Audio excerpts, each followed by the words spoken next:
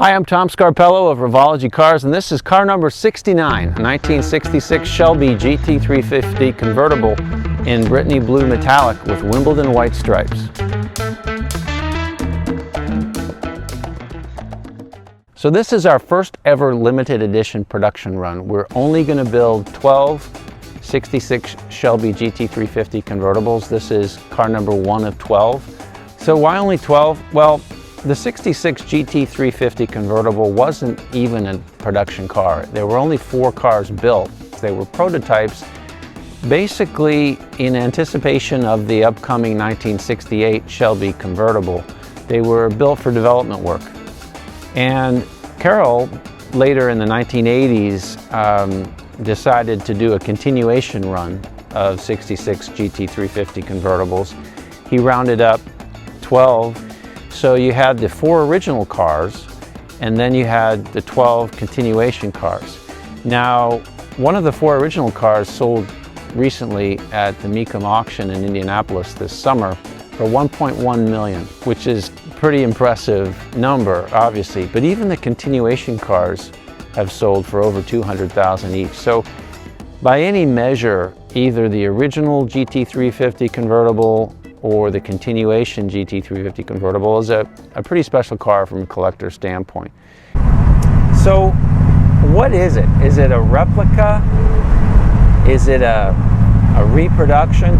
Well, you know, replica is defined as an exact copy of something. And this is definitely not an exact copy. The appearance is very authentic, but everything that makes it functional is completely different.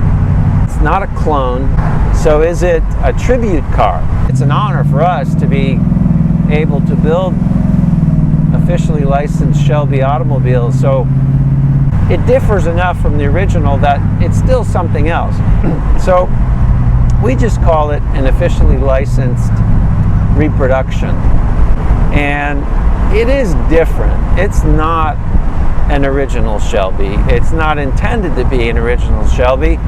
It's intended to capture the good things about that original car, the style, the design, the character, but to bring in all the good things about modern cars, the performance, the functionality, and the craftsmanship. And that's why it's really in a class by itself. This doesn't really fit an existing characterization. So I was fortunate enough to have known Carroll Shelby and worked with him during my time at Ford.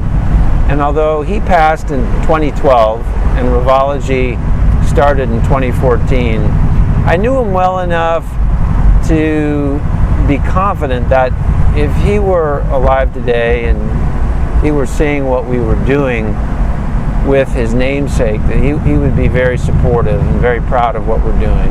Doing things using modern technology, but in the way that Shelby would have done it had he had that technology available to him, it's very important. It's very important for authenticity. To keep all of what makes it special, but then make it usable, make it drivable, make it a car you can take out and not worry about and enjoy and show off and just have fun with. Because at the end of the day, it's a car. It's supposed to be driven. If you can't drive it, what's the point?